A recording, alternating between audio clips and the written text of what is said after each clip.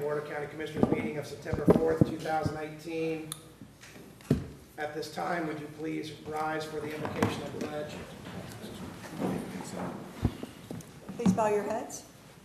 O merciful Creator, your hand is open wide to satisfy the needs of every living creature. Make us thankful for your providence, and your loving providence, and grant that we, remembering the account that we must one day give, may be faithful stewards of your good gifts. Amen. Amen. Pledge allegiance to the flag of the United States of America and to the republic for which it stands, one nation, under God, indivisible, with liberty and justice for all. Madam Clerk, would you please call roll? Yes, sir. District 1, Commissioner Oakley. Here. District 2, Commissioner Moore. Here. District 3, Commissioner Starkey. District 5, Commissioner Mariano. Here. District 4, Chairman Wells. Here. Thank you. Thank you.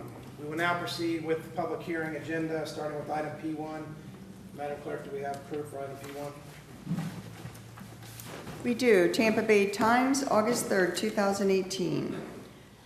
We do need to swear anybody in who's going to be speaking on this No. issue. These are legislative hearings. Thank you. Thank you, Mr. Steinstein. Good morning. Good morning, Commissioners. Juanita Arnal, Senior Project Manager from Public Works. We are bringing today the final rate resolution of the stormwater utility fee. Back in July 10th, the board approved the preliminary rate resolution establishing the ERU as $95, and that rate was used for the trim notices that were sent out.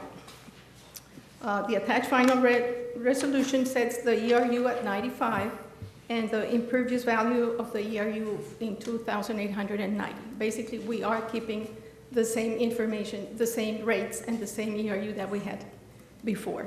Today, we are asking you to authorize the final rate resolution and authorize the county administrator to sign it and submit it to the property appraiser. Move for approval. Second. It's Wait, public hang on, hearing. This is a, okay, thank you. Oh, yeah, we are. This is a public hearing. I do not have anyone signed up for this item. If you'd like to speak, please come forward. Seeing no one, Move for approval. Second. all in favor? Aye. Any opposed? Motion carries.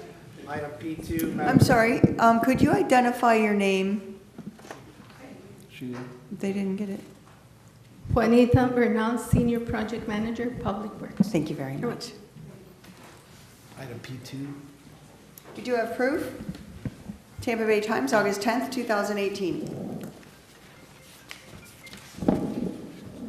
My name is Bob Sigmund, Public Information Administration Support Services Director, Board, and the Chairman. Before you is a resolution for the Quail Hollow assessment and for the certificate of assessment. In 2017, we actually had $35 per household. This is a continuous assessment program. This is proposed is going to remain the same at $35 per household, and the total value of the annual assessment is $8,260. Okay, this is a public hearing. I do not have anyone signed up for this item. If you'd like to speak on this item, please come forward. Seeing no one, Move approval. second. all in favor? Aye. Any opposed? Motion carries. Item P3, Madam Clerk. We do have proof. Tampa Bay Times, August 10th, 2018. Chairman of the Board of County Commissioners, again, was asking for your review of the Williamsburg West MSTU and for the certificate. Currently, it's at $105 per buildable lot. It is a continuous assessment program. The Williamsburg West Advisory Board recommends that the rate remain the same. The total value of the annual assessment is approximately $24,465. Okay, this is a public hearing. I do not have anyone signed up for this item. If you'd like to speak on this item, please come forward. Seeing no one, it's to the board. Approval. Second. All in favor? Aye. Any opposed? Motion carries. P4. We do have proof. Tampa Bay Times, August 10th, 2018. Chairman of the Board, again, before you is the resolution for the Fox Ridge assessment. 2017, it's $458.76. This is the fourth year of a 5-year assessment for phase 1. The next couple of phases will be based on cost that will be coming through once construction is commenced. The 2000 preliminary rate was set at $458.76 and will remain the same. The total value of the assessment is $260,112.33. Okay, this is a public hearing. I do not have anyone signed up to speak on this item. If you'd like to speak on this item, please come forward. Seeing no one, it's the Move for board. approval. Second. All in favor? Aye. Any opposed? Motion carries. P5, Madam Clerk. We do have proof, Tampa Bay Times, August 8th, 2018. Chairman of the board, again, another resolution before you for your consideration is the assessment will remain the same for $65 for the solid waste assessments. This is the estimated annual assessment revenue of $19,390,000. Okay, this is a public hearing. I do not have anyone signed up for this item. If you'd like to speak on this item, please come forward. Seeing no one, it's to the board. Move approval. Second. All in favor? Aye. Any opposed? Motion carries. Thank you, Bob, and with that, we are adjourned until 10.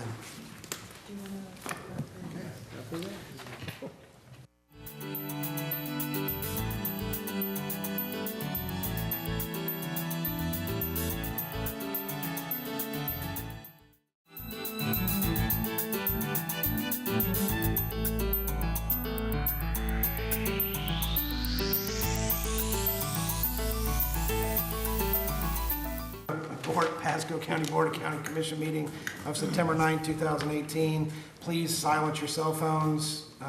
At this time, I would like to ask you to all please rise for the invocation and pledge once again.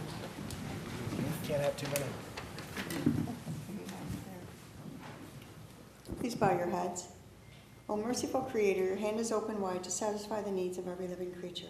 Make us thankful for your loving providence and grant that we, remembering the account that we must one day give, may be faithful stewards of your good gifts. Amen. Amen.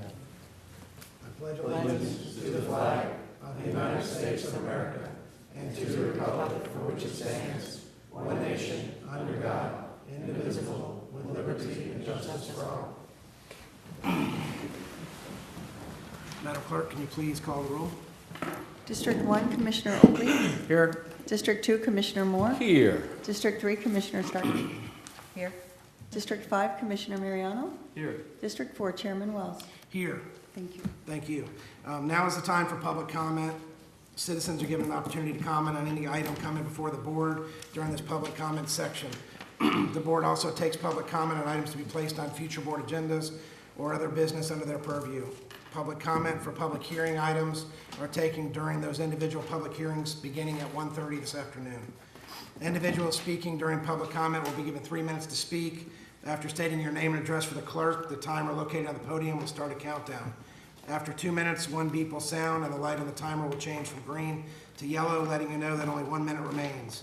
After the time is up, 2 beeps will sound, the light on the timer will change from yellow to red, indicating the 3 minutes are up and you should close your comments.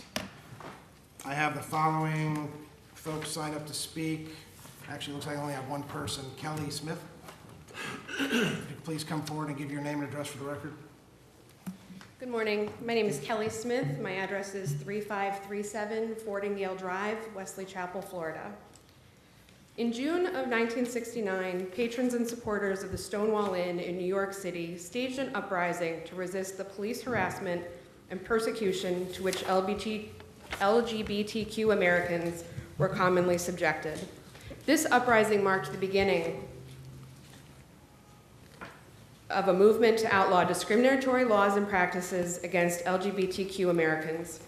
The fight for dignity and equality for LGBTQ people is reflected in the tireless dedication of advocates and allies who strive to forge a more inclusive society. While various advancements have been made with respect to equitable treatment of LGBTQ persons throughout the nation, there continues to be some opposition, which makes it important for communities like Pasco County to stand up and show support for our LGBTQ residents. As these advancements have been made, Pride celebrations have spread throughout the country, from New York City to St. Petersburg, to Providence, Rhode Island, and now to Newport Richey. The first week in October, culminating with a day of events on October 6th, a Pride celebration will take place in Pasco County for the first time. I'm extremely disappointed that the Board of County Commissioners will not be issuing a resolution supporting Pasco Pride and the diverse LGBTQ community. Pasco County is investing a lot of effort and money in tourism and attracting better businesses. But what does this lack of support for visibility, dignity, and equality for all people in our community say not only to our current residents, but also to members of the LGBTQ community who might otherwise be interested in visiting and working in Pasco County? Recognizing Pasco Pride is not about politics, it's about doing the right thing. Thank you. Thank you. Okay, I do not have anyone else signed up. If you'd like to speak, please come forward. Seeing no one, we'll conclude the public comment portion of the agenda. We'll move on to consent agenda. I have a pulled sheet with the following items listed.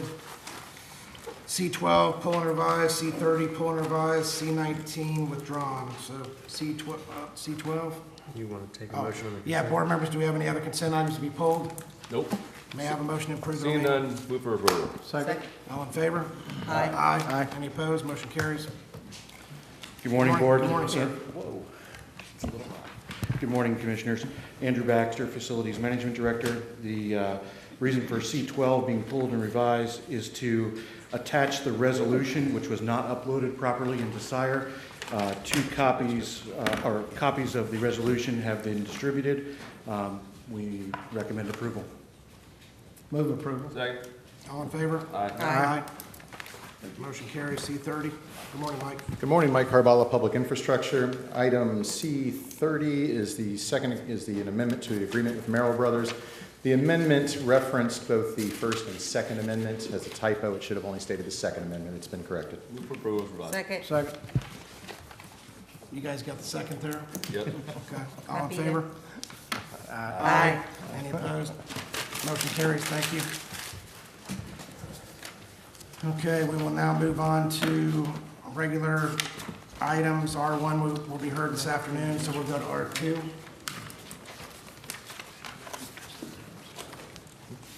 Should be a long. Yeah, we did. Good morning, sir. Good morning, Commissioners. R2.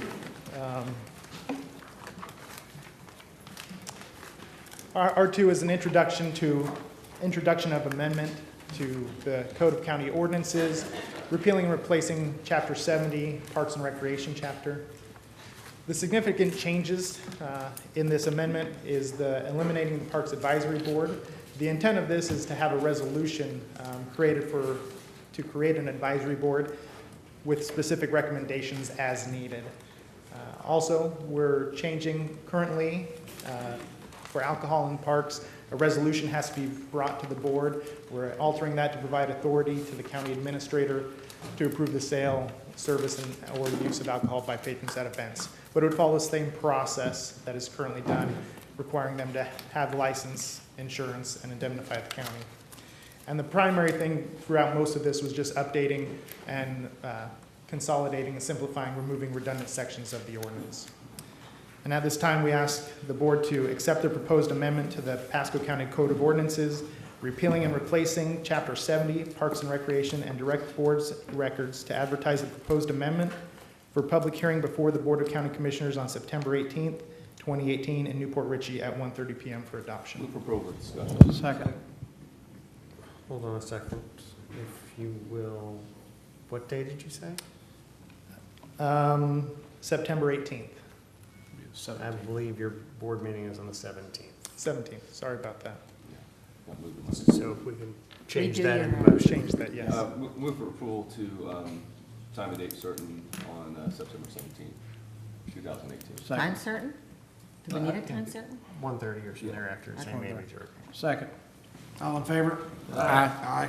Any opposed? Just Motion a carries. brief discussion. Yep. Go So, ahead, Commissioner.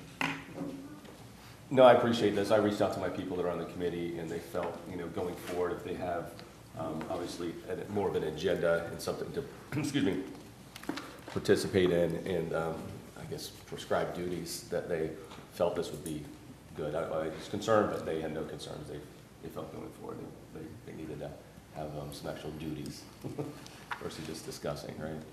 If people feel more want when they actually go through a process or on a committee, and they can actually help with the decision-making process and actually bring recommendations to this board. So, makes sense. Yep. Commissioner Starkey?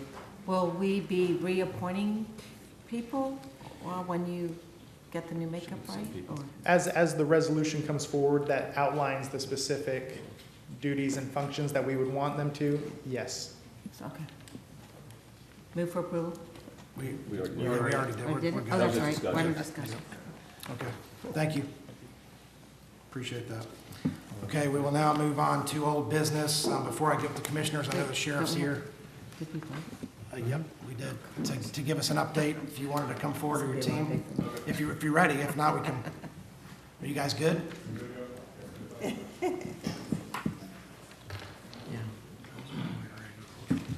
Thank you, Chairman. Okay. Appreciate it. Make sure we had the zip drive. I don't have more memory. Okay. I guess we'll set it up. There's no plan A. AG. No. That's comp plan. All right. I will swear we get those mixed up. While they're setting it up, Chairman, I just want to, Yeah, we go get ahead, going, sir. or, Yeah, okay. Of course, yeah. Appreciate it. So one thing, I want to thank everybody here because what we've been doing at the First Center has been phenomenal. We're barely breaking ground, we're moving forward. The rain's been holding us up a little bit, but it's been progress.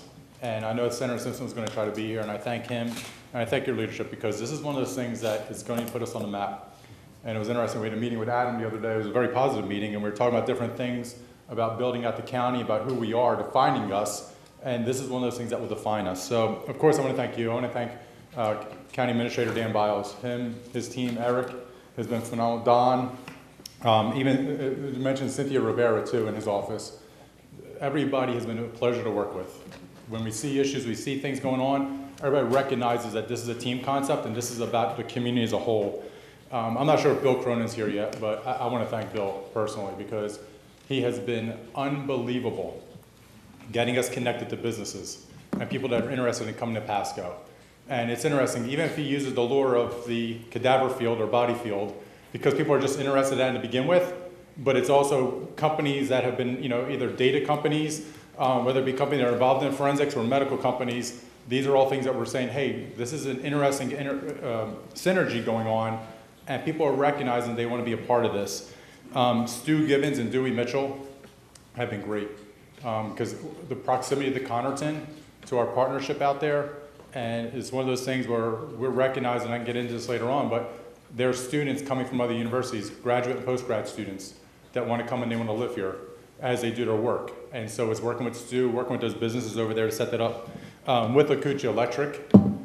And you'll see there's a land swap that we've worked with, and it seems like county staff, everybody's agreed this could be a positive thing for all of us, and it allows more land out there to be used for the cadaver field. And that's the one thing I want to recognize is that as we look, and you'll see Captain Ross is going to do a presentation to show everything going on out there, but it really does come down to the cadaver field is actually the thing that is drawing everybody in. But because that's drawing everybody in, there's so many other avenues and splinters that are coming off of it, it's going to make us more productive. The chambers have been phenomenal. We've been going out to all the chambers of commerce explaining what we're doing, and it really is a community coming together. So I just want to get into a couple things before Captain Ross does, and just talk about, we talk about public safety, economic development, and academia. So public safety-wise, the Tampa Bay Chiefs and all the organizations within Tampa Bay are coming together, working with us, talking about in the future when these buildings are built, when everything's going on, they want to be a part of this training. FDLE, FWC, the FBI. And we talk about things that we've already done that everybody in this community should be very proud of. So our cadaver dogs are probably some of the best in the state of Florida and now recognized by the FBI as some of the best in the nation. So the FBI is certifying 2 of our dogs. So if, God forbid, there's ever a call out to look for a missing person, a missing child, anything, they will pay to fly these people out to go anywhere in the country. And they're going to provide the training and update. But that just shows that what this First Center is already doing is already making a big impact. And the FBI Evidence Response Team is already talking about coming down to train with us. Border Patrol, the Coast Guard, NCIS, we joke, it's not going to be the people on TV. These are going to be the real NCIS people who are coming down to do training down here. They recognize this is something that unique, and the ATF. And so when we talk about training opportunities, we talk about heads and beds. And so we've already reached out to going to our academia partners, saying who else can use this forensics field? And who else can do the training that we're going to be doing out there? And so the unique part about it is we're the only subtropical environment and tropical environment that this training goes on in. So we know that Central, South America, and the Caribbean would be people that would be interested coming here to train at this facility. So I talk about the economic development portion, the medical data companies. We have military private companies that want to come in here to do training here, and SoftWorks. If you're not familiar with SoftWorks, that is a company out of Tampa that they look at the future. They look to see what is the next stage. They look at it from the military aspect. We're going to be looking at it from the public safety and community aspects of it. And then academia. You know, we already have partnership with Pasco State College with Dr. Beard, the University of Florida, Florida Gulf Coast, USF, UWF, Naval Postgraduate Schools. And the one unique thing is the Pasco schools. So Superintendent Browning and Ray Gadd, we're looking to develop out here a connectivity with the public high schools so that the students are coming in, whether it be drone training, which are already doing a good job at Sun Lake, whether it be data analysis, those type of things, or even design thinking, where they come in there and they're moving a step up and we're connecting them. And this is all about job placement in the future. These are the jobs of the future. I mean, the jobs that we're looking at now are going to be gone. I mean, this is all about robotics, drones, data processing. These are those type of things. Information is the gold of the future. And so these are those type of things that we want to train our students for now so that in the future they'll be prepared for better jobs and bringing in jobs to our community. You know, the one thing is, as we look in, you're going to see all this going on with Captain Ross. Just keep in mind, we haven't really even broken ground, as I said.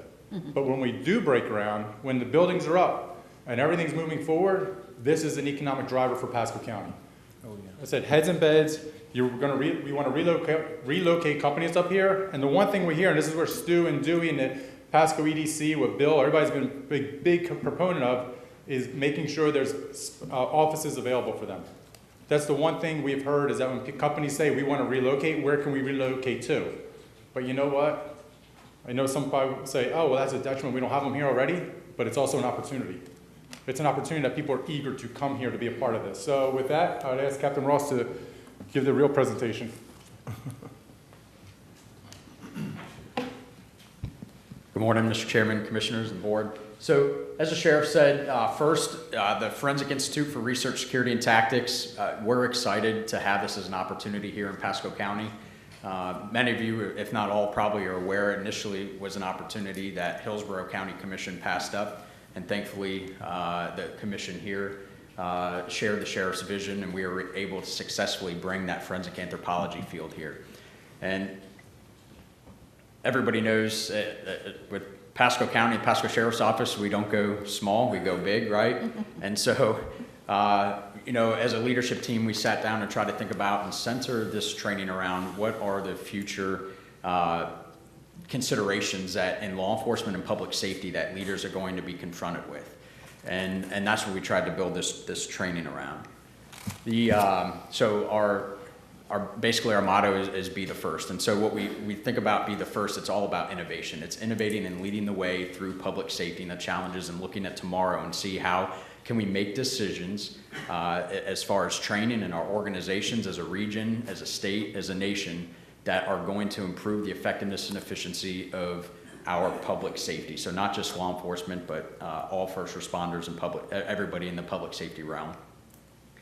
Basically creating safer communities by transforming public safety through research, education, and innovation, and that's key. So it's one thing to come up with a nice, new, nifty, shiny idea, something that we say, hey, look, this sounds great, but everybody understands in public safety we're dealing with matters of life and death, and if we're gonna come up and innovate and lead the way, we need to make sure that those things are going to be effective, that they will work. If we say, hey, this is a new technique or a new strategy or capability that we can introduce into public safety, it has to work. And the only way that we're able to do that is through strong partnerships with research institutions and developing that and backing it by research. So that's one thing you heard, the list of all the academic institutions that we've have talked with so far, and we really haven't met with one yet that hasn't said, yes, absolutely, this is outstanding and amazing, and we don't want to be a part of that. So it's going to be key. And basically what FIRST is looking to create is that partnership, a partnership in excellence. It's a collaborative effort between practitioners and academia. And so there's a lot of facilities that at least on the forensic anthropology side of the house, the forensic anthropology field, we're one of 7, like the sheriff said, the only one though in a subtropical climate. But if you look around, a lot of those were built by academic or research institutions, and on the side, they bring in local law enforcement or hold trainings to help impact their operations. On the other side of the house, you look around the state and the country, you have a lot of law enforcement training centers or public safety training centers, but they're just built around classes that you have people come in and run classes on whatever the training needs are. Nobody is building a facility from the ground up predicated upon this collaborative relationship between academia and practitioners. So we are going to be able to learn off of each other. So it's so important for researchers to be able to provide their research in a real world environment and see how real world public safety, public servants operate and how they can learn. And it's important for us to learn on the tactics and capabilities that research is going to develop in all of our areas, our core competency areas that we're going to look at. So we look to fill gaps in industry knowledge, skills, capabilities through innovation and research and education. We're concentrating on 3 main sites off Central Boulevard, so that's the core and primary site. We'll talk about what we're looking to put out there. Softwind Lane, which is where the current Sheriff's Office firearm range is, and so that'll be more of your tactical training going on there. And then Safety Town. So off of Central Boulevard, we received the grant, the state appropriation for the Thomas Varnado Forensic Center for Education and Research.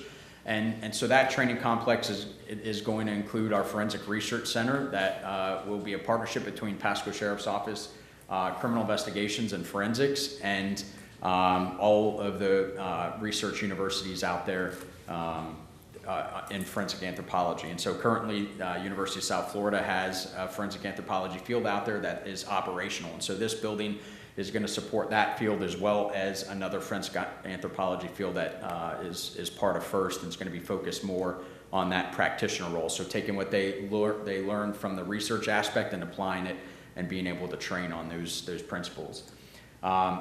A training center, so we need to have classrooms set up and the ability to be able to support all the trainings going out there. An intelligence center, so when we talk about looking at things that are going to impact public safety and law enforcement moving forward, we all know that we have to become more effective and more efficient.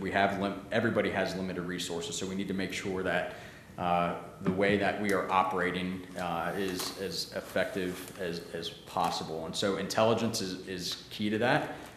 We pride ourselves at the Pasco Sheriff's Office of having running on intelligence-led policing and basically looking at what is the data saying, what is our intelligence allowing that to help drive our operations, set priorities, and be able to use our limited resources.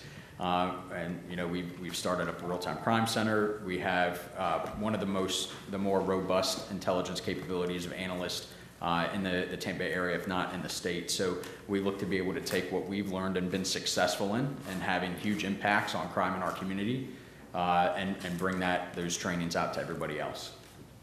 The Central Boulevard site also is going to have a Center of Excellence for Canine Training and Wellness. So again, take one look at the Pasco Sheriff's Office Facebook page. All of you probably know we love our dogs, right? And so does the community. But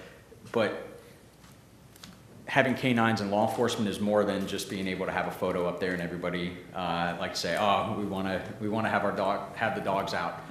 It is a force multiplier, and so there is so much research. Excuse me. There's so much research out on military working dogs and the use of military working dogs, but not as much in the use of law enforcement. And so while there are a bunch of similarities between the military and law enforcement, there are many differences in how they operate. So we look to try to impact that area and make sure that we are using the dogs as effective as we possibly can. And again, look to see how maybe we could better use them and increase our efficiencies. And so in support of that, some rubble piles, you heard the sheriff mention already, are search and rescue dogs. And having those body farms, we have the ability to have and train cadaver dogs as well as live find search and rescue dogs. So some rubble piles to support that, and what the 2 rubble piles will allow us to do is become a FEMA level 1 training facility for search and rescue working dogs. a kennel to support the facilities out there, indoor canine and outdoor canine training centers, as well as we hope to be able to eventually have a veterinary research center. So the same thing you're looking at seeing what we're doing with forensic anthropology, combining the academia with practitioners. We want to do the same thing in the use of working dogs and public safety, and be able to work alongside leaders in veterinary medicine like the University of Florida, and bring them here to see how we can learn about the physiological impacts of the use of working dogs, and how we may be able to better effectively use them. And then the cybersecurity and unmanned vehicles. So obviously, looking into the future, technology is advancing. You have the use of drones and other types of robotics are going to lead the way. And it's important that we look at these things, not just how law enforcement can use these technologies to, again, make us more effective and more efficient at what we do, but how are these technologies that are able to be used by citizens going to impact operations and safety in law enforcement and public safety. So we want to avoid the use of people using drones to drop off goodie bags at the Land O'Lakes Detention Center for their friends who have taken some short-term residency there, right? So and the same thing, if we're out on operations, if you have tactical operations out there, you don't want drones or other things flying over that could potentially compromise the safety of officers out there. So it is more than just how we use those technologies, it's also how those technologies are going to impact operations. So this is just an overview of some of the programs, but again, it's focused around forensic anthropology, investigation, so learning what we can out of the science and applying it to how it's going to improve investigations out in the field. And so you'll see the host between the forensics aspect of it, our canines, the cybersecurity, and ultimately even into school safety and school security.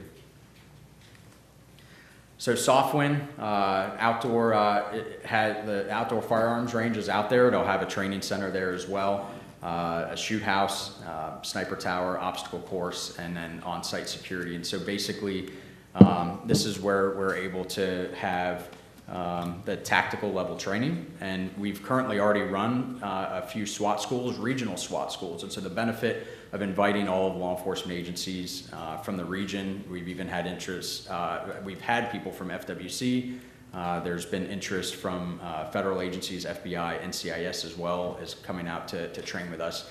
The benefit to that is everybody trains together, learns the same tactics. So in the event we have a regional incident, we're going to be better prepared to respond as a region to these, because we are going to have trained together, know each other, and know how everybody's going to react. So that facility is going to carry that out, as well as be another facility for the use of working dogs and training them alongside tactics and gunfire and things like that. So there's a lot of benefits of assimilating the dog to the gunfire and tactical abilities. We currently have ran several trainings along that, and have dogs that are trained that can go and do building searches with a SWAT team and off lead. And so normally you see law enforcement agencies using dogs on lead, but we've been able to train off lead, and the dog can go and know and understand and discern between good guy and bad guy, because the dogs go and train. So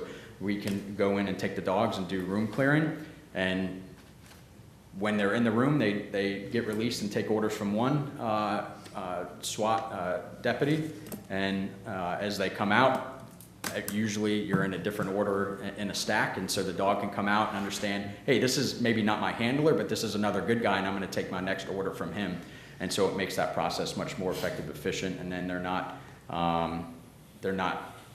going to be spooked by gunfire, so their behavior is going to be a lot more predictable, and again make us more effective. And so again, a lot of it's based at Softwin training programs are based off tactics, and then Safety Town. So one thing that we cannot forget looking into the future is leadership development. And so it is just as important for us to plan tactically as it is to make sure that we are going to have the leaders in our organizations to help continue to move us forward. And so one thing that we're looking at is not just current employees and leaders in the community, but future leaders. And so developing youth leadership programs out through Safety Town and expanding what Safety Town, the element that Safety Town currently reaches out to. So we currently have our Explorer program. Our Explorer Post trains and meets out at Safety Town. We were the first agency in the state to start a Junior Explorer program aimed at middle school children and getting them involved, not necessarily just in law enforcement, but getting them involved in a program with great role models and developing core leadership that is going to make them successful regardless of what career path they take. And so continuing on that, we want to expand the opportunities that are offered out at Safety Town and develop leadership programs to make sure that we are attracting youth into public service and developing them and getting them ready. And again, regardless of whether they end up choosing law enforcement or fire rescue or any other public service, or they go out into the private sector, we are preparing our local youth for success after graduation. So that's the overview of FIRST, and the sheriff just, so we can, the sheriff had already mentioned looking to try to do a land swap with Withlacoochee. We've had some discussions with Withlacoochee, and so for a visual, so you could see what that would look like. Currently out in, this is off Central Boulevard, the jail is off to the right, but the area indicated in red is currently land owned by Withlacoochee for them to put a substation out there to service this area, especially as growth. And it's not just the government complex, it is the entire community as we grow out there. So that area just to the east of the red indicated area is where our forensic anthropology field is. So the ability to swap that land with another parcel of land that in talks with planning has not been allocated for anything yet by the county, would free up additional space out over there to expand the size of that forensic anthropology field, and again allow us additional capabilities. So as discussions come up with that, and as we've had discussions with planning, we want to just be able to provide that visual so everybody's aware. Any questions or anything? And I can introduce real quick Roderick Green, just so everybody has probably heard the name. He is our first manager, so he is also helping oversee the business aspect and development and economic development related to all that with FIRST. So so everybody has a face to the name. But if there's any questions on anything here. Mr. Moore? No, this is exciting. Obviously, we've had this been going on for the last couple of years, and it's great to see things moving forward. And I can't see the sheriff. I think he's behind you. No, but I think it's great that you and tourism and Adam had a conversation, because you mentioned it during your discussion that medical tourism is becoming big in the state of Florida, across the nation. Educational tourism is increasing across the state and the nation too. We're actually attending the governor's conference next week, so I'm sure we'll have some additional discussions with some people in the industry about this. But besides the obvious that this is going to help solve cold cases across the nation, not just in our area, as well as just bringing innovative training and ideas to a number of different agencies. We can look at it again. It's full circle, right? So we have the tourism aspect that's going to be very beneficial for the county, in addition to what you're doing on the law enforcement side. So, from being that I'm the chairman of the tourism council, I'm excited about it on that aspect, as well as obviously what you're doing when it comes to obviously moving forward with helping to solve many cold cases, which I know you will. No, Commissioner, I appreciate it. So the way this works with the tourism and with the aspect of, we have a class going on, you have 25 people in that class, they come in from all over the country, and especially, we get it, we know our biggest months will probably be between mid-October until early night. I mean, that's our hotbed, and we have people that say, hey, and there's other training facilities, but I get they want to come to Florida, so they've already said, so we know there's going to be heads in beds. That's only if we put on one class. The one thing you saw about cyber, and I know Commissioner Starkey, it's a big thing with her. One thing is we know there's a lot of people that do different types of cyber. One thing that we're going to be looking at, you see the red teaming. So what red teaming is saying, everybody sits down at the drawing board and say, what would happen if, God forbid, the grid got hacked? How does that impact locals? How does that impact local community? How would it impact the hospitals? How would it impact everything that we do as a community? That's what that's going to be looking at from the cyber aspect, because we know the cyber attacks are going to keep getting larger and larger. We can foresee, if there's 3 classes going on at one time, that's 75 people. And so we think it's going to be more than that. Then we know with the research aspect, you're going to have, as I said, you're going to have people coming in for the research and development. Those people come in, they're going to be fed. But the other aspect is the economic development side. And we get it. There's companies here that are in Tampa, they're talking about coming up, and they say, we want to be a part of this. We want to get out of Tampa because the value, rent, everything is going up. So they're recognizing that. So the one thing, as this builds forward, and I can tell you, having Connerton right there is a huge positive for all of us, because their industrial park, where Florida Hospital is all right there, everything right there is going to get bigger and larger, only because as these companies come in, and I get it, it's research and development. We tell our own members this. There's going to be companies that come in that want to be a part of this, and they're going to look at this cell phone, and they're going to say, okay, from a forensic standpoint, just scan over something and work on it. They're going to need places to come research and develop that. They're also going to need organizations to test it. So this is where we get to be a part of this. This is where they're part of it. The other part, there was a company that we're working with where we talk about, you see all our tactical aspects. Well, one thing about tactical aspects, everybody thinks it's all about shooting and those, going into situations and diffusing situations, but it's also a medical aspect of it. And this is where, working with the fire department, we've talked to them about, going into the hot zones, working those aspects. But we recognize one of the biggest things we have to do is empower churches, empower hospital, empower schools. By empowering them means that we give them the training to say, God forbid there is an active shooter, God forbid somebody does get shot, to be able to stop that bleeding as quick as possible. And so there's companies that are located in the Tampa Bay region that we've already been talking to, because if we can get them trained up to say, hey, God forbid somebody does get shot, this is how to, put the gauze in, this is how to tighten up the wound so that it's not bleeding anymore. You could put on those medical aspects, that's going to make us better. But those companies, if they can come into a facility like this, and if you're a business, you want to advertise to as many people as possible. We have numerous agencies coming in every week. If they're in there and they're showing their product to these people, that's a big thing to empower these companies to be located at this facility where everybody's coming in to do training at. Yeah, it's big. We appreciate it. Yeah, it's good. And it sounds fantastic, and I think 41 in 10 years is going to look so different. But I do have a question. When the feds come down to train here or whatever, do they pay? Oh, yeah. Okay, no, so it's there- kind of like there's a going to be rental mutual. price? There's going to be some aspects that are free of the training. There's going to be some aspects of the training that will cost dollars when agencies come in. But the one thing we also recognize is heads and beds. So as you heard Captain Ross say, we've had SWAT schools. And so there are hotels in the region in Pasco. I mean, we don't send people out of the county. We tell them you stay in, these are hotels to go to that's close proximity to where we are. They've already been filling up those hotel rooms. So, if those agencies come in, yes, we do charge, there will be payments. There'll be some that we utilize and say, hey, we'll give you a slot only because there's things on the other side that if an FBI comes in and they say, hey, if you provide training for this, we'll provide training for that, or we'll help you out in another aspect. Okay. We understand there's those type of relationships that are beneficial, but no, there's the ultimate goal, and this is where Roderick plays a huge role into it, is to self-sustain this operation. It's to say, okay, the amount of money that comes in for training will help keep this facility going. We'll keep everything running out there. So I'll let Roderick, the business person, get into that. Thank you. Good morning, everybody.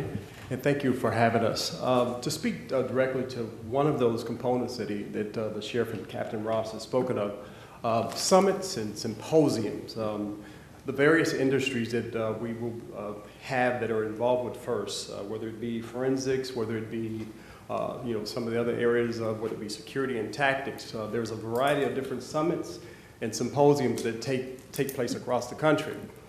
We are uniquely positioned right here in Florida. You know, many people want to come to the area, and having a facility such as this just really positions us, you know, like no one else in the country. So we're excited about the prospect of that. And yeah, you're right. Because I just, like I mentioned earlier, educational tourism is a sector of tourism that's growing. And so is obviously medical tourism. So it's kind of a hybrid of the two when you think about it. So yes, really correct. Good opportunity. Yes, sir, absolutely. Yep. And some of the relationships that we talked about, our relationships with academia, whether it be University of Florida, University of South Florida, West Florida University, there are so many different bridge programs that are connected to many of the programs that you saw on there, whether it be entomology, whether it be geology, whether it be forensics. All of those programs are uniquely connected to FIRST, and it positions us in all of these industries. So the relationships that we've been diving into with Bill Pasco Economic Development, Bill Cronin, the sheriff has mentioned Bill Cronin has been a wonderful support in connection with the variety of different companies. There's a tremendous amount of opportunity here. We haven't seen, there isn't a facility like this in the country. And it draws others. That's, we say that. You mentioned that earlier. It draws other companies within that sector. Correct. And the sector is, it's a big sector. I mean, you talk about Austin, Texas, you talk about when you have computers, all the computer companies come in. We're talking about numerous different sectors. And the one thing is the medical sector. I mean, the medical sector is a big component of law enforcement. It's also a big component, and it's about the information gathering. You know, we gather information through intelligence policing. They use information and different aspects, and even the whole thing with the forensics field. I know we can get really into the weeds, but Major Peak is actually working with several of the universities about the forensics aspect, where when people go into the HR room, to the ER room, they can actually identify that if somebody has been abused in the past, to identify that. And when they come in from an injury, they can see older injuries, and it's part of the forensics training. The animals. So with the University of Florida, there's an aspect with their veterinary school that they want to get into where, you know, we have the dogs out there that have been deceased and donated, where we can train with the SPCA to find out about abuse in animals. So there's so much, this field just keeps big, and everything out there about the cyber, everything we're doing out there with the drones. I mean, drone technology is getting unbelievable. And that gets into the private sector. So if you're a private community, is it easier to set up drones in different locations to ingress, egress of parking lots, you know, going around on the ground like an R2-D2, driving around on the ground, checking communities out? Those are things that these communities are heading towards, and you hear about that with even different communities within Pasco saying, hey, we're thinking about this, and it's never really been tested. This is where it's tested, this is where it's put the work in, so it keeps growing, growing, and growing. I got you after that. I don't know if you know, but at AmSkills, we have a summer program where the students learn to build drones. And we teach them how to maintain them and fix them. And the 3D printers as well, which we should talk about out there. Do you know if all these buildings are built on that property, are they going to be on our tax rolls or off our tax rolls? I'm just trying to prepare for budget issues. So yeah, they're off. They're all off. Yeah, these are county buildings. Well, the Thomas Barnadoe Center, that's a county building. Right, but it sounds like you're talking about more buildings? Yes, and that's all through the state dollars. Okay, and So they'll the all state be gave off the tax rolls? Yeah, but they're all How do county we move buildings. them off of there and onto the tax roll? Well, we're operating them. Okay, So all right. they're county buildings. And Okay. that's why we're self-sustaining them. That's why we're putting all these classes, self-sustains into the fund, so that energy, all those type of things, power, maintenance, all that is self-sustained. Okay, good. Everything else is going to attract. Yeah, the surrounding stuff. Yeah, if we can attract hotels there, if we can attract medical companies coming in, it's being attracted because of the facility. I don't think, there's not any other county buildings. I guess we And we I've attract toured lunch places. Softworks twice. Software, yeah. Yeah, we're going to partner with them with AmSkills, so. Commissioner Mariella? Thank you, Mr. Chairman. Sheriff, I'll tell you, you've done a phenomenal job with public safety since you've come on board. The way you've got the team together, it's just phenomenal. I appreciate it, thank you. This project now you're taking over, you're taking the lead in economic development. Yes. Yeah, and tourism. I'll tell you, phenomenal project. I appreciate it. I'm glad that it's looked at so many different aspects to really elevate this up, and it's going to be a phenomenal project. So thank you and your team for going big. No, thank you, Commissioner. And honestly, this goes back, kudos to Senator Simpson. I know he has a vision for what Central Pasco and what we're doing in the county, but Bill Cronin, the EDC, He just walked in, by the way. Oh, did he? Oh, I see it. Been crazy all morning. Yeah, the amount of people he sends to us, we can send to him, and we have companies that we go into and they're like, hey, we're interested in coming up, and we send them his way. So honestly, That's awesome. the EDC has been a phenomenal partner in all this. And that's what I said, as this thing grows and gets bigger, the tax roll, we won't be on the tax roll, but I can promise, as this thing gets built up in about 10 years, we'll be providing so much into there because of the county buildings, so we'll be better off for it. Great. Commissioner Oakley? Sheriff, I thank you for everything you've done in this, and the leadership, not just yourself, but the leadership in your team that you put together to go forward in this county. All of these things are so great. I mean, we've been thinking about how great this is just for the county, but when you think of how large it is, and it's 1 out of 7 in the whole country, and I think it's going to be the top one in the country, to be honest with you, the way things are going. But that in itself makes it a large thing for the state of Florida also. So it's a great thing that we're doing, and I think that y'all have done, and the development coming from others coming into the area because of this is going to be tremendous for the growth in that area. So I just appreciate everything y'all have done, and just keep up the good work. So. I appreciate it, Commissioner Oakley. It's a good point about regionally and even statewide. Yeah. This has a statewide impact, and the best part is when we tell people to come in, I mean, we give them certain hotels that are literally right off the Suncoast Expressway, so they can get there, and then they say, how do you get there? And when they understand that literally from the airport, you're 4 traffic lights from the location, they're shocked. I mean, they're like, you know, a preconceived notion of, oh, you guys are, you know, this forensic field must be all the way out there, and it's going to take us 2 hours once we land to drive. And they're like, no, you're 4 traffic lights. They're like, oh, wow. And they're like, the hotel you're staying at is literally off the Suncoast Expressway. So that, and then people start realizing, and that actually has a very big impact in the training, because when companies or agencies are flying people in, to be able to say, okay, I can just land right there, and I'm literally 10, 15 minutes away, that's a good thing. That's good. When do you anticipate the building to be finished, the first one? We're praying to God to hold up every rain possible. Yeah, that's really. I mean, I bet you every construction company here in the state right now saying that. It really has been held up. What was it? This time next year. About a year. Yeah, depending. Our official groundbreaking is going to be later on this month, but with all of the rain and everything, having to develop that area, we have to lift it up quite a bit. So we're hoping that probably 4th quarter next year we should have majority of that Thomas Varnado forensic complex up and running. Where There's is it 3 on buildings. that map? Does this have a? I don't know if we have a pointer. So if you look basically directly east from the red highlighted area on with the Cucci area, so Where the helicopter field was? Yep, so right in between. So And then- you'll see our hangar, the building in the top right corner is our hangar, is for our helicopter. So if you look in between the patch of open field in between the 2 tree lines, that's where those buildings are going to be. Very nice. And then where those tree lines are, all the way up to the red with Lacucci area, those are the forensic anthropology fields.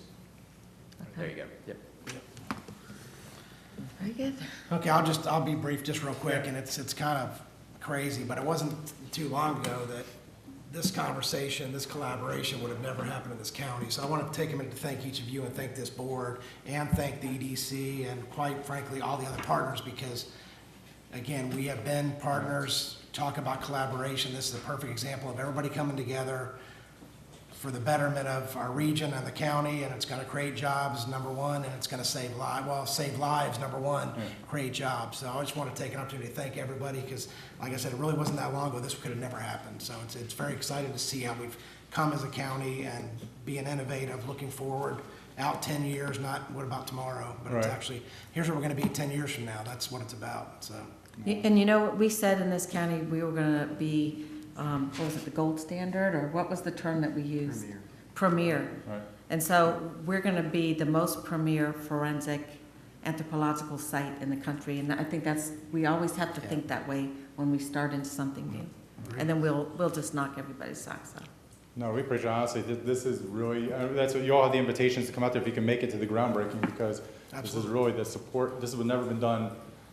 as Captain Ross started with Hillsborough, what they thought was not a productive thing for the community, we all picked up and you led it. And so this is going to be something, I promise, this is going to be something that's going to make us definitely stand out. It's definitely going to be pretty cool. And it's going to be one of those things that put us on the map where people say, oh, that's that, you know, it's not just going to be the forensics field. There's so much more to it. It's going to be the first center of Pasco.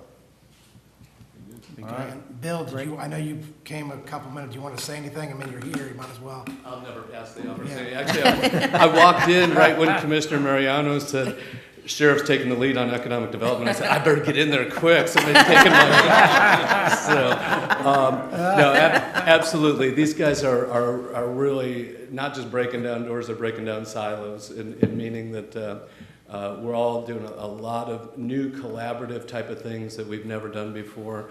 We've got companies that are coming.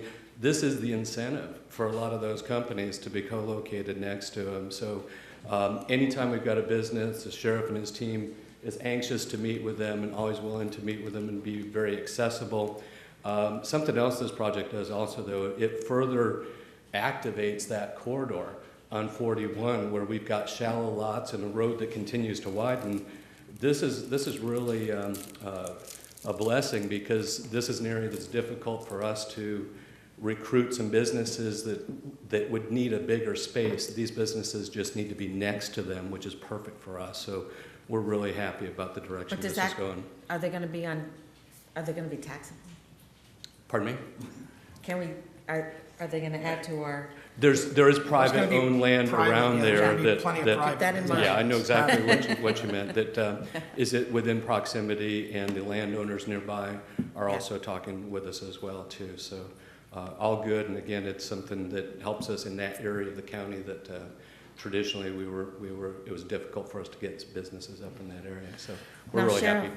Do you think you could think of something that you need to put on US 19? Let's work together on that. Fishing industry, commercial fishing and private fishing, and yeah, honestly, we have waters out there. Forensic fishing. And here's the one thing: I feel horrible for our friends in South Florida that are dealing with the red tide right now.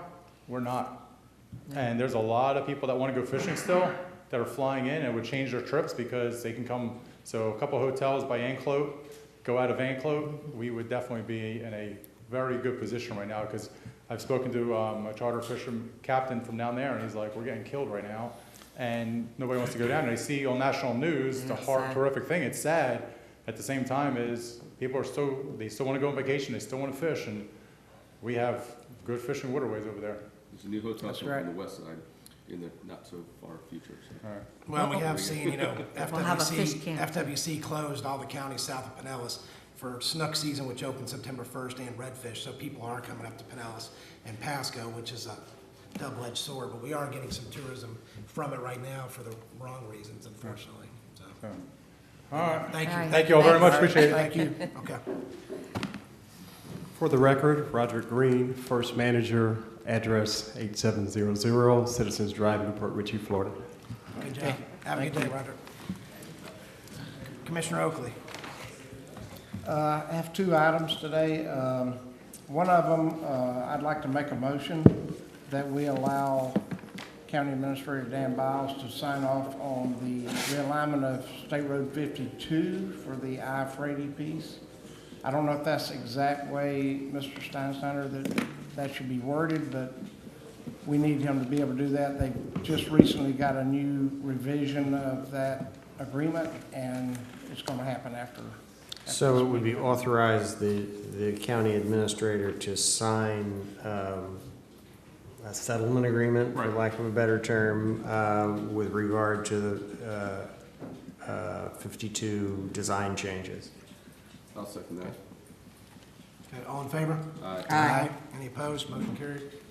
All right. The second item is some time back we made a new ordinance for some of our signage for like the fairgrounds, and then I think also the ice hockey has the same kind of signage available to them, and there's probably others that fit in that category.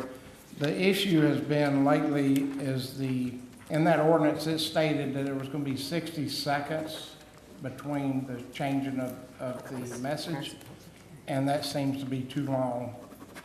I don't know if that's something we probably need to bring back to the board in the near future, bring it back to the board in the near future with suggestions with whether it should be 10 seconds or whether it should be 15 seconds, but so that it fits. We don't want to design it just for the fair, but for other organizations that do the same kind of signage. So, Well, I you think that's a public hearing kind of thing, but I will tell you that the reason why they recommend these times between signs is for public safety.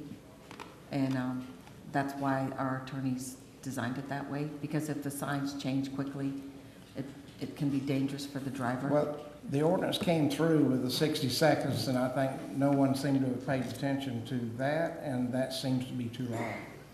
There shouldn't, and maybe it's 20 seconds, but I would like to see, I think Elizabeth Blair's the one that worked on that for us before with signage.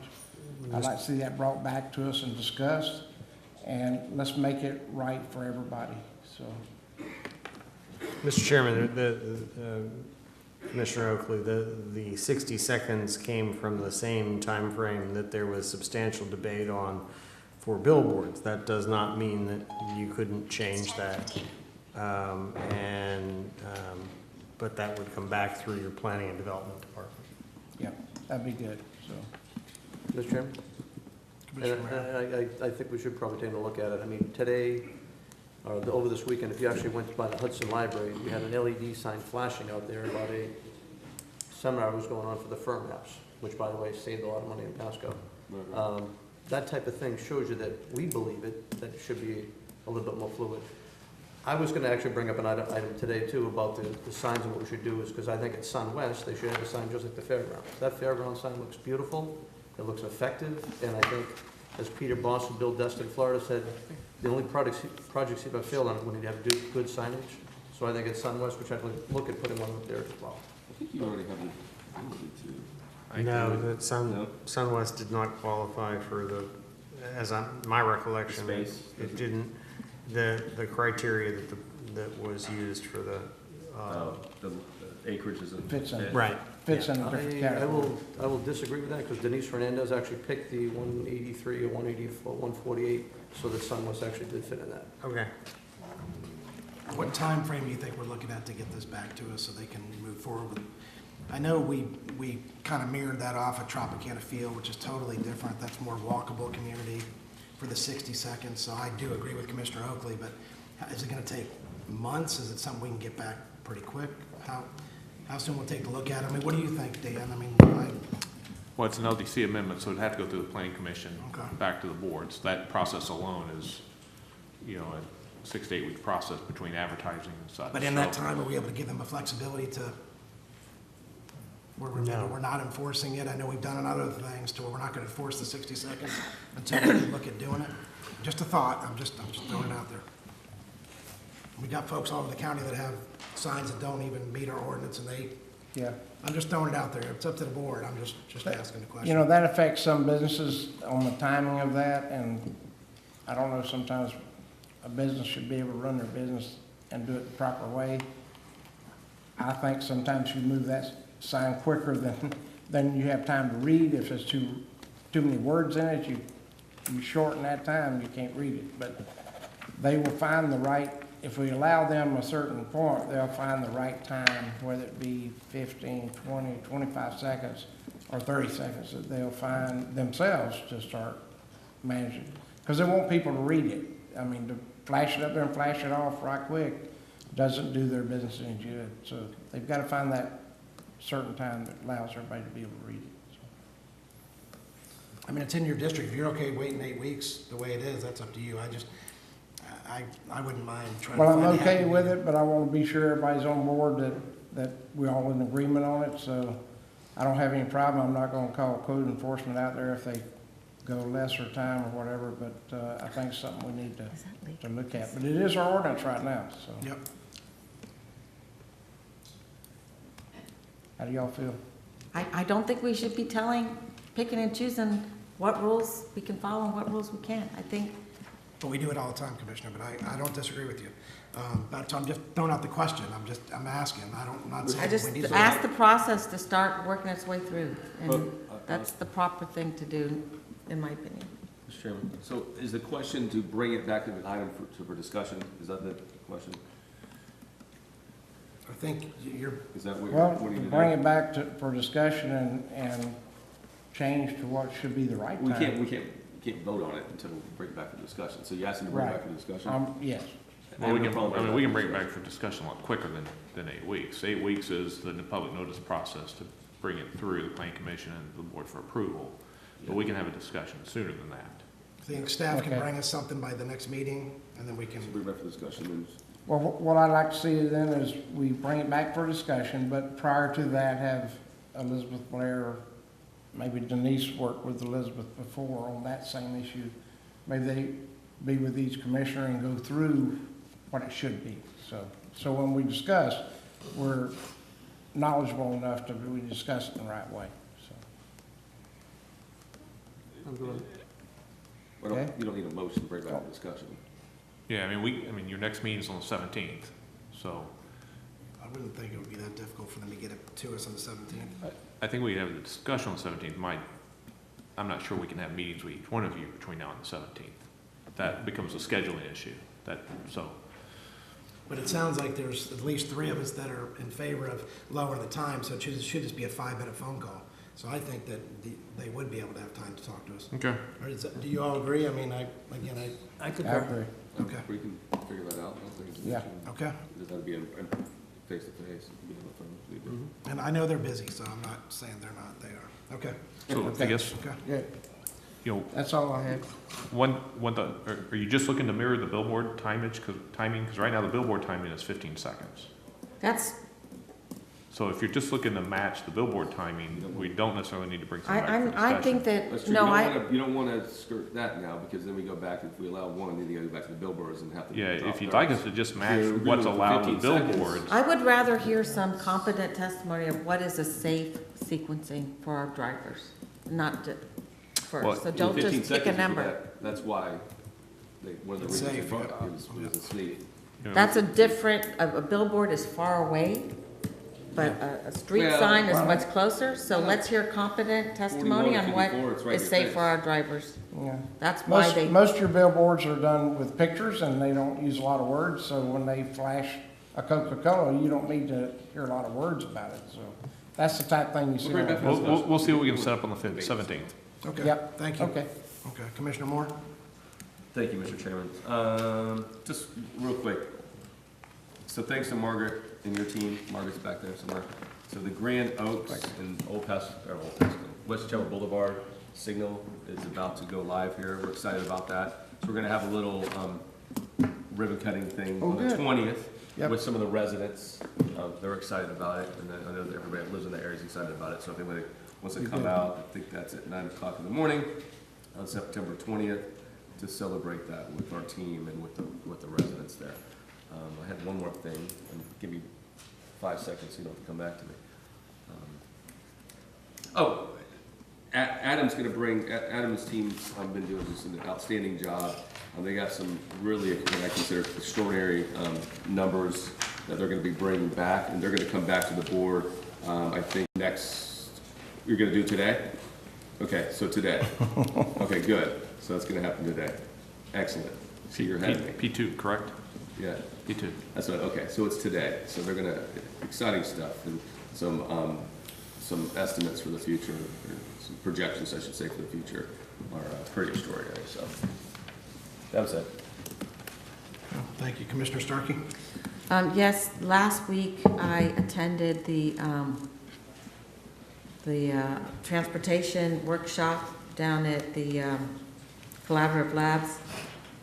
I was the only elected official there from Pasco County. The mayor, Camille Hernandez, was there for a little bit, then she had to leave. Pinellas County had 5 commissioners there, and there was no one from Hillsborough. So, you know, if we want our voice to be heard and counted in those kind of forums, then we just need better presentation.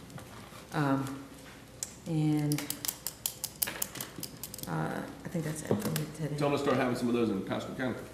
I think the next Those one's in meetings. Hillsborough. You took the word right out of my mouth, that's what I Yeah, start We some are meetings in having a Pasco. Tagarda meeting in Pasco County in, I think it's in September. Well, that's good. Yeah. We don't have a facility that does what This is Collaborative perfect Labs facility. does. We can lease it and rent it out. No, it's a whole way you vote, and it's a whole process. It's with the community college there. Maybe our community college can get one of those up here. That'd be great. Commissioner Mariano? Yeah, I'm sure we can find the space. I got a few items. One, I met with the association president at Timber Oaks and the team. There's been about a few extra accidents recently on Maricopa Ave, which is an entrance coming into the property. It's a little really windy road, which really should have a low speed on it. It's right now currently at 30. I've already sent it to Margaret and Dan about taking a look at it, so they're going to study that to bring it forward. There was some controlled boxes on Little Road entering into Timber Oaks as well, and kind of blocked their sign, but more importantly, left dirt everywhere. It looks kind of lousy. I'd like to see that get cleaned up. And I've sent an email as well to Duke Energy about a pole that fell down, that one of those accidents on Maricopa went down, that hasn't been put back up yet, so they want to get the lighting back up there. And I don't know if I should make a motion with this or how we should look at it, but you know, I think the fairground sign is a great sign. I think it's very important for them to tell what events are going to be coming up. And SunWest, now that the county's going to be taken over, we need to make sure we can actually advertise when things are coming forward, whether it be volleyball tournaments or special events coming. So I think we need to go look at, maybe, I'll make a motion to go get a signed presentation, bring it back before the board so we can look at it and decide if we want to spend the money, but figure out how to spend the money as well. So that'll be a motion. Don't need a motion? Do we need a motion for that, Jeff? Just to look at it. Just to bring an item back. So as I said before, I don't believe that you'd have to amend your ordinance as well to make SunWest applicable to the electronic message center. But if you wish the administrator to bring that back as well, that would be, and you're going to amend that section of the code anyway, that would be the time to do it. Mr. Chairman, this from Mr. Steinschneider. I don't think, again, you're an attorney, but I don't think we do, because now we're allowing CDDs to do it because they're a government agency. Since we've taken it over, that's government property, that should fall into the same category. Should be no difference. But you're only allowing CDDs to do it non-visibly from the highway, is my recollection. They were internal signs for notification of the members. What I believe Commissioner Mariano is talking about is a sign that would be visible from US 19, which we have the one, so we allow the colleges to do it. Colleges are under different regulation. Well, because they're a separate government agency, correct? Under the state. They're Colleges and schools have their own permitting. Yeah. Mr. Chairman? I don't know, it seems odd. So let me ask Mr. Snyder, so is it the acreage that you don't think it qualifies under, or is there something else? Because the acreage was specifically set by Denise Hernandez to make SunWest fit, just like the fairgrounds is going to be a fit at a certain acreage. So if it meets the acreage, there are other criteria of the sign code that it does not meet, is what I'm being told by staff. All right, so let's bring it back, we'll take a look at it then. Okay, thank you. I want to say staff is doing a phenomenal job up at Hudson Beach. The drainage, I think, is going to be a phenomenal solution. By the end of the month, they'll have that ready. I think it's something that we should, when staff gets ready, when it is going to be done, we should have it ready for a groundbreaking. And I think the entryway coming in, I know staff did some trimming of the palm trees coming in, but I think we should get those done by the time that happens as well. Do we own that property, Commissioner Mariano? I think we maintain Clark Street, yes. No, do we own it? Clark Street? The property where the sign is? I believe so, but I'm not positive. Can I go back to the sign thing one more time? I'm sorry. The reason I asked is because I remember when we did the sign for the new sign for Heritage Park in Land Lakes Boulevard. I know staff was originally debating, do they go ahead and put up the instruction for a future digital sign versus the, you know, this permanent, whatever you, I don't know what you call it, standard sign.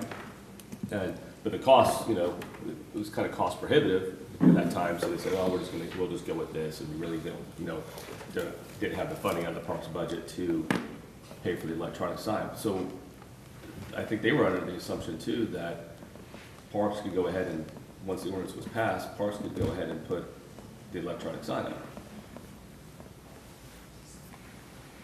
Kathy, you remember that?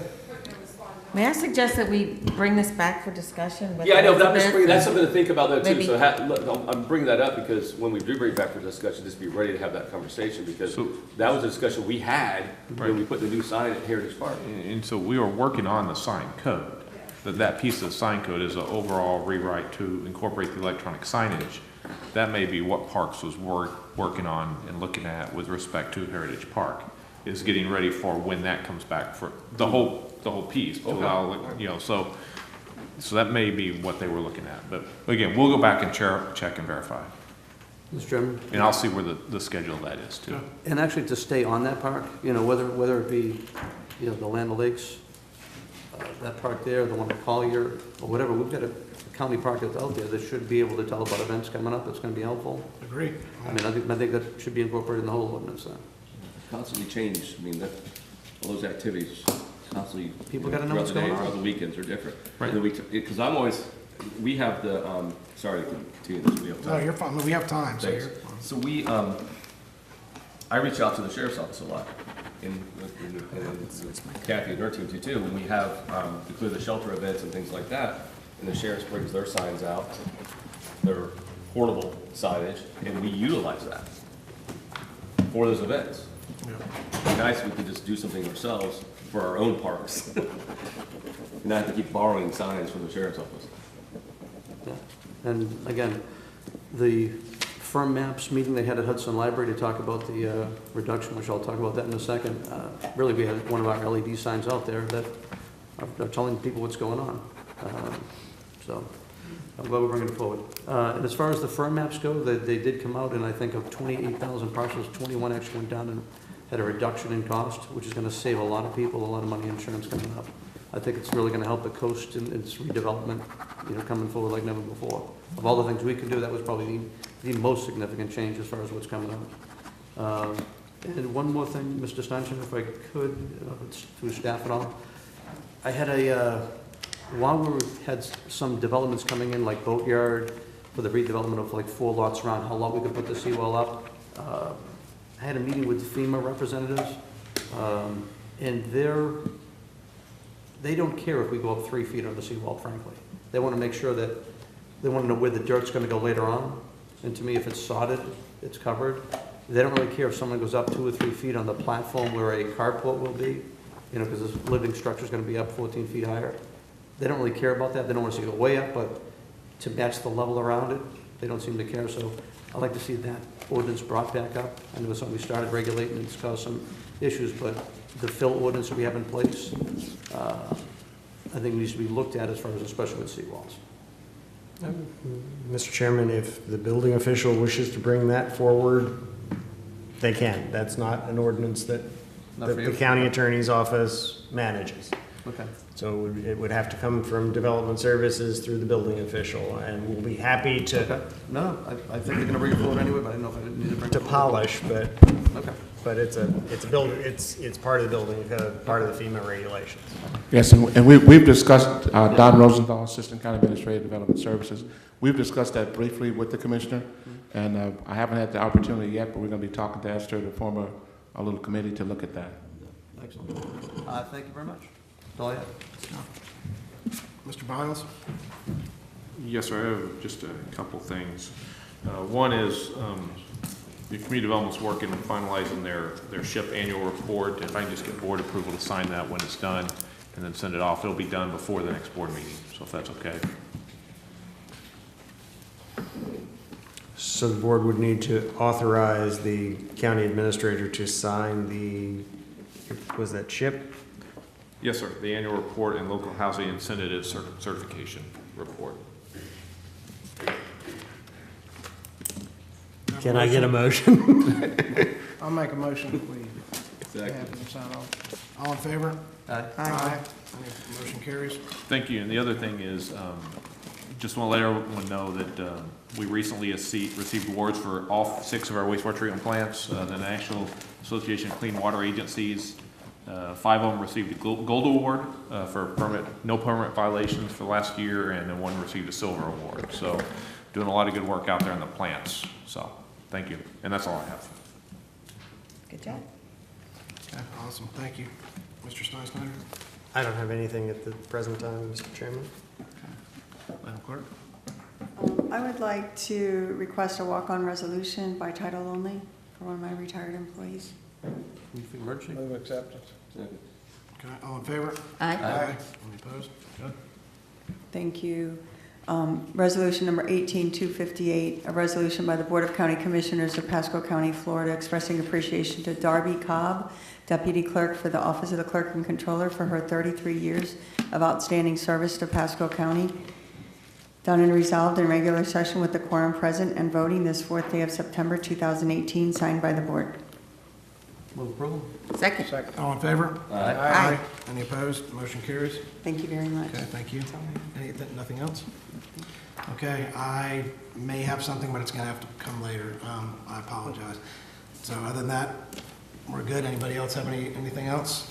We will recess until 1:30. Thank you.